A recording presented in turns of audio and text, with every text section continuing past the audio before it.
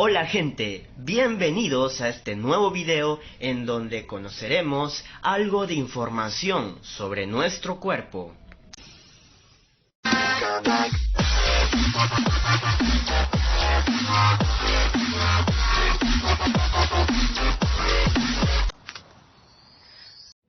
El cerebro es un órgano muy importante que centraliza la actividad del sistema nervioso. Controla los movimientos voluntarios, el habla, la inteligencia, la memoria, las emociones y procesa la información que recibe de los sentidos.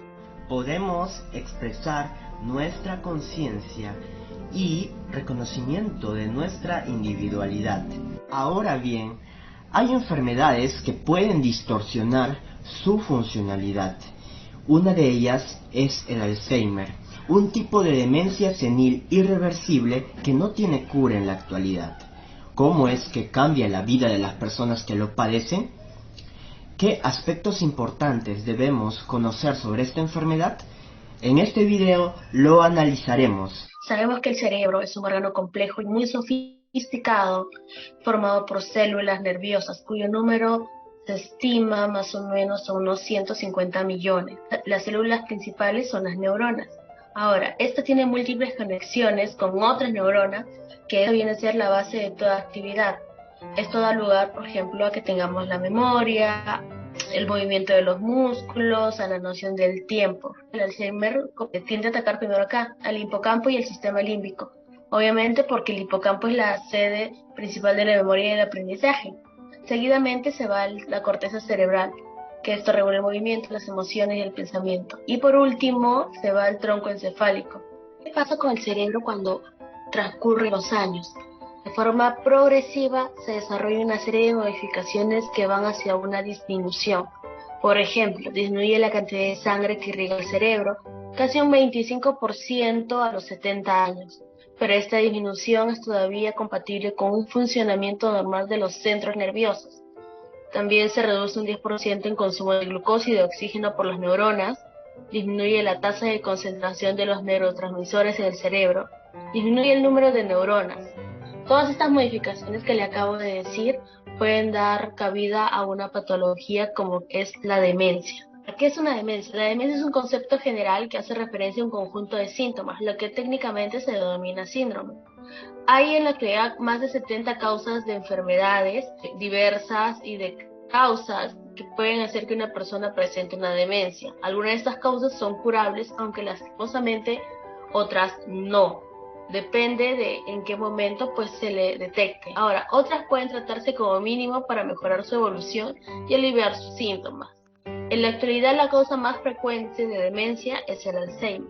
Y como podemos observar la cantidad de personas con demencia en el mundo, por ejemplo, en América hasta el 2015 era de 9.4 millones, en África era 4 millones, en Europa fueron los 10 millones, en Asia los 22 millones y alrededor del mundo son 46.8 millones. Ahora, se estima que para el 2050 haya 29.9 millones, claro está, 15.8 en África, 18.6 en Europa, Asia unos 67.2 millones y en el mundo unos 131.5 millones de personas que sufran de demencia. Sabemos que el Alzheimer es una enfermedad cerebral que ocasiona problemas con el pensamiento, el comportamiento y la memoria. Esto también hay que señalar que no es una etapa del envejecimiento, o sea, no porque seas viejo te va a dar, no, porque hay diferentes tipos. El Alzheimer empeora con el tiempo y aunque los síntomas pueden variar, el primer problema que muchas personas notan cuando se dan cuenta que tienen esa enfermedad es el olvido. Por ejemplo, esto puede afectar su funcionamiento en el trabajo, hogar o disfrutar pasatiempos permanentes. La enfermedad del Alzheimer también se caracteriza por una serie de rasgos clínicos y patológicos con una variabilidad relativa. Los rasgos clínicos, por ejemplo, trata de tres aspectos, que es uno, las alteraciones cognitivas. Esto viene a ser las alteraciones de la memoria y de otras capacidades mentales. La segunda es las alteraciones funcionales, o sea, una pérdida progresiva de independencia, y las alteraciones psicológicas y del comportamiento. Esto es ansiedad, alucinaciones, delirios, diferencias entre los pacientes.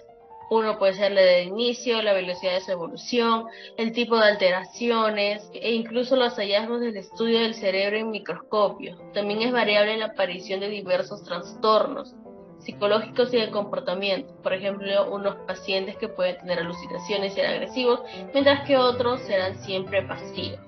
Los factores de riesgo: tenemos la edad. Se sabe que los pacientes son mayores de edad, en su mayoría tienen más o menos entre 65 años hacia arriba, los antecedentes familiares, la genética de los pacientes, en su mayoría son mujeres, enfermedades cardiovasculares, traumatismo craneal. En este de acá puede ser, por ejemplo, los boxeadores, después de su carrera y después de haber recibido tantos golpes, pueden tener secuelas y esto puede llevar al Alzheimer, el alto consumo de tabaco, la depresión y otros más factores. El momento de aparición, temprana y tardía. Como podemos ver en el cuadro, en la temprana los primeros síntomas pueden aparecer 20 años o más antes del diagnóstico. Y en la avanzada ya es cuando pierde la edad para comunicarse, para reconocer a las personas y realizar tareas de la vida diaria. Y el cerebro se encoge. Tenemos también los tipos de Alzheimer familiar y esporádica. ¿Esto qué quiere decir? Por ejemplo, las probabilidades que los descendientes de desarrollar enfermedades del 50%. Si a tu mamá le dio, a tu abuelita también, puede ser que a ti también. Hay un 50% de probabilidades. También se sabe que el 1% total de los casos de Alzheimer son a causa de esto. Viene a ser por causa genética o hereditaria. Estas son las estadísticas en el Perú antes de la pandemia. Se sabe que cerca de 240.000 peruanos padecen de esta enfermedad. Hablemos acerca de las causas del Alzheimer. Para ser más específicos, hablaremos de las causas a nivel molecular. Y esto se va a dar por el mal funcionamiento de algunas proteínas, lo cual va a ocasionar que las neuronas se dañen, que pierdan conexiones entre sí y finalmente mueran. Aquí podemos ver a las neuronas dentro de un cerebro normal y un cerebro con Alzheimer. Podemos notar que las neuronas en el cerebro con Alzheimer presentan formaciones de placas amiloides y ovillos neurofibrilares. Los fragmentos de las proteínas precursoras de amiloide van a formar las placas amiloides y la proteína tau va a formar los ovillos neurofibrilares. A continuación, explicaremos cómo esto sucede. Aquí podemos ver a la proteína precursora de amiloide entera. Y en la siguiente imagen vemos cómo las enzimas van a fragmentar a esta proteína. Estos fragmentos se llaman los betamiloides. Estos betamiloides van a unirse finalmente, van a agruparse con los desechos de las neuronas, formando de esta manera la placa amiloide, también llamada la placa betamiloide. Lo que va a hacer esta placa amiloide es interrumpir la comunicación neuronal y también va a tener un efecto tóxico para las neuronas. Ahora vamos a ver a la proteína tau. En esta imagen vemos la diferencia de una neurona sana y una neurona enferma. En la neurona sana podemos notar que los microtúbulos están estabilizados gracias a la proteína tau. Y en la neurona enferma vemos cómo los microtúbulos se desintegran. Y esto debido a la formación de los ovillos neurofibrilares. Es cuando la proteína tau cambia de forma o de estructura. ¿Y qué ocasiona esto? Esto va a ocasionar que haya daños en el transporte de nutrientes o algunas otras sustancias importantes dentro de las neuronas. Además, los ovillos neurofibrilares también tienen un efecto tóxico para las neuronas. Conozcamos los síntomas de Alzheimer.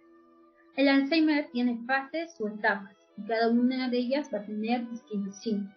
La enfermedad de Alzheimer comienza antes de que se dé cualquier síntoma.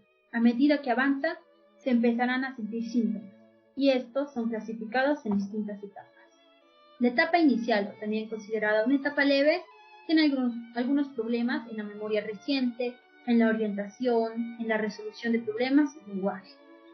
Ejemplos de estos van a ser que el paciente o la persona con Alzheimer va a empezar a olvidar nombres de familiares cercanos, va a empezar a confundir las fechas o las horas, lo que va a hacer que no pueda asistir a eventos importantes. También la persona con Alzheimer ya en la etapa inicial no puede diferenciar muy bien lo que es bueno y lo que es malo. Esto va a generar que no pueda ser bueno para tomar decisiones.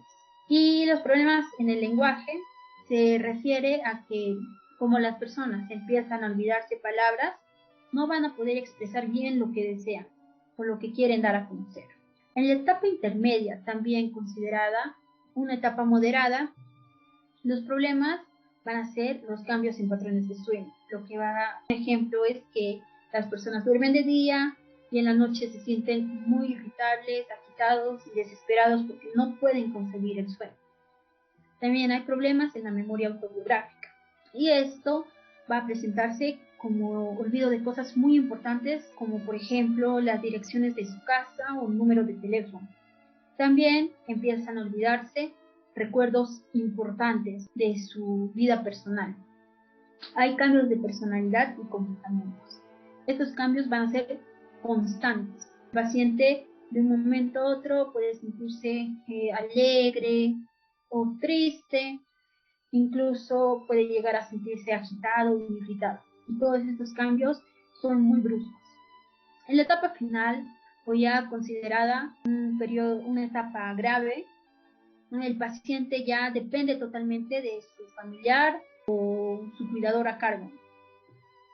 Aquí los síntomas se van a volver más graves y los problemas físicos son evidentes. La persona ya prácticamente no va a poder salir solo, siempre va a estar en compañía de su cuidador, porque como ya tiene dificultad para caminar, puede caerse en cualquier momento, lo que puede agravar más su salud. Aquí también en esta imagen podemos observar cómo el cuidador le está ayudando a vestirse, cómo le ayudan a alimentarse y cómo está ayudándole también en el aseo personal. Esto quiere decir, les ayudan ya a bañarse, a peinarse, incluso a ir al baño. Veamos las alteraciones neuropsicológicas. A nivel de la memoria, eso se va a dar porque no se puede almacenar bien la información. La agnosia va a ser la alteración perceptiva. No se puede identificar muy bien objetos e incluso a las personas. Aquí en esta imagen vemos cómo la persona no identifica a los demás. La afasia va a ser el deterioro en las funciones de comprensión. Y la apraxia es la incapacidad de llevar a cabo una tarea ya aprendida debido a que las personas que padecen de esto ya no pueden seguir una secuencia ordenada. Para hablar del diagnóstico, primero debemos saber que no hay una sola prueba que diagnostique la enfermedad de Alzheimer. Se necesita un conjunto de pruebas para esto. Y este conjunto, esas pruebas serían el examen médico detallado, las pruebas neuropsicológicas, también las pruebas de sangre completas, el electrocardiograma, que puede servir para detectar o para identificar alguna otra enfermedad parecida al Alzheimer, ¿no? Con síntomas muy parecidos. Y también está la tomografía computarizada para detectar lesiones a nivel del cerebro. Otra prueba sería el electroencefalograma. Ahora explicamos el diagnóstico diferencial. Se puede distinguir la enfermedad por algunos factores de implicancia. Entre ellas está la depresión. En muchos casos las personas afectadas se deprimen cuando se dan cuenta que su memoria y su capacidad cognitiva se están deteriorando. La depresión y el Alzheimer se relacionan entre sí y juntas pueden causar otros síntomas. El segundo punto es la toma de medicamentos. Esto es muy fundamental para poder controlar los síntomas de olvido y desequilibrio mental. Un tercer aspecto para diferenciar el Alzheimer sería los daños cerebrales. Al afectar el funcionamiento de las células del cerebro, puede aumentar el riesgo de manifestar demencia. Y otro tipo de enfermedades, como el Parkinson, que se caracteriza por el deterioro de las neuronas y alteraciones en las funciones motoras y mentales. Enfermedad con cuerpo de Lewis, que son alteraciones y anomalías en los tejidos cerebrales, y trastornos cerebrales frontotemporales. Hablaremos también de los tratamientos. Primero vamos a mencionar el objetivo de estos.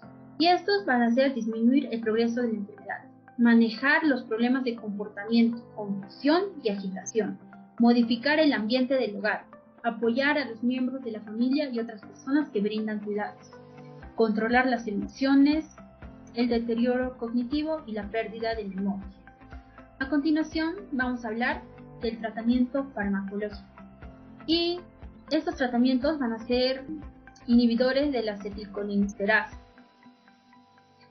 Entonces, aquí están el donepezilo, la ribastigmina y la galantamina.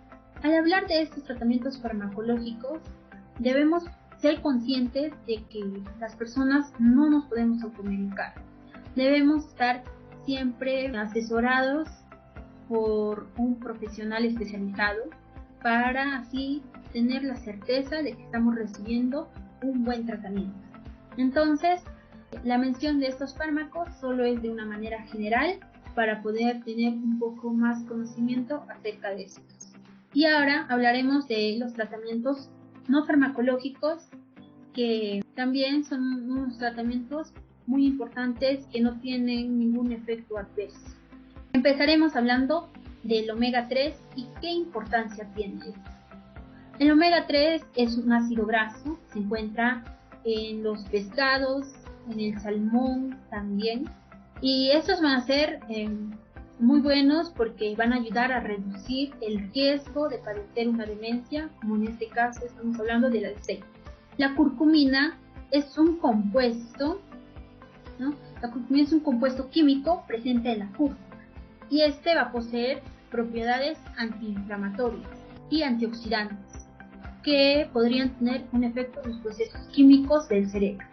La planta del San Juan, como vemos, está aquí abajo, estimula el proceso de autolimpieza de las células para mantenerse libres de los depósitos tóxicos. Vamos a ver los siguientes tratamientos no farmacológicos. Y aquí encontramos a la musicoterapia. Esto va a ayudar a reducir la agitación en los pacientes que sufren del Alzheimer. ¿De qué trata esto? Se pone una música individualizada. Entonces, el paciente va a relacionar esto con recuerdos o convivencias positivas, especiales, ¿no? Es algo especial para el paciente y es muy efectivo. La actividad física. Esto puede retrasar el inicio de la enfermedad de Alzheimer, pero en personas que ya padecen el Alzheimer va a ralentizar el avance de esta enfermedad. Y por último tenemos a la melatonina. Esta es una hormona que regula el sueño y se está estudiando para determinar si ofrece beneficios para controlar el sueño en personas con demencia. Dificultades en la vida con Alzheimer. Como ya se ha visto, el Alzheimer afecta los tejidos cerebrales y por lo tanto hace que en la persona ocasione distintos problemas. Una de ellas va a ser en su desempeño con el entorno. No va a poder trabajar, realizar actividades por sí mismo y va a perder el manejo de su propia vida, entre ellas no poder realizar sus proyecciones y alteraciones en su propia conciencia, no poder realizar acciones de las actividades cotidianas, siempre va a necesitar del apoyo de otras personas, entonces no va a poder vivir independientemente. En su salud va a presentar distintas afecciones, una de ellas va a ser los dolores, que lo van a achacar ya sea del Alzheimer o otro padecimiento que tenga, confusiones mentales, descoordinación motora, lesiones, pérdidas de peso, entre otros. Resumiendo lo mencionado, lo más característico del Alzheimer va a haber una pérdida de la memoria, problemas de lenguaje, pérdida de objetos, cambios en el estado de ánimo, dificultad para hacer tareas simples, desorientación en tiempo y espacio, cambios de conducta, pérdida de la iniciativa, pérdida en la capacidad de juzgar y dificultades para tener pensamientos elaborados. Y esto en general hará que la persona no pueda realizar actividades por sí misma. Siempre, como lo vuelvo a mencionar, va a necesitar el apoyo de otras personas para estar tranquilo. Apoyo al paciente y a la familia. Esta enfermedad es devastadora tanto por el deterioro progresivo de la persona que la presenta como por el impacto que produce en la familia. Es difícil tener un paciente con Alzheimer, ya que siempre va a necesitar el apoyo de las personas que lo cuidan. Y por eso la familia debe aceptar el problema y ser inteligente, tener buen conocimiento de la enfermedad, de la fase en la que se encuentra y la evolución. Esto va a permitir que la familia tenga la facilidad de poder dar la atención correspondiente.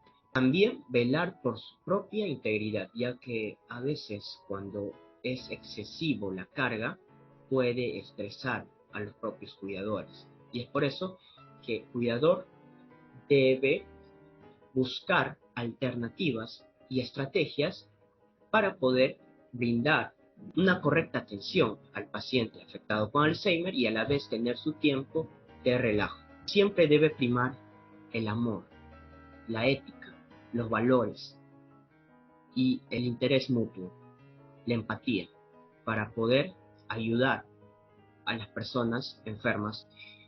Los cuidados correspondientes deben realizarse de acuerdo a una rutina y viendo también el estado de avance de la enfermedad. En un inicio no tendrá muchos cuidados, como por ejemplo el de siempre estar pendiente, pero cuando ya está en fase intermedia y avanzada, esto va a ser muy importante.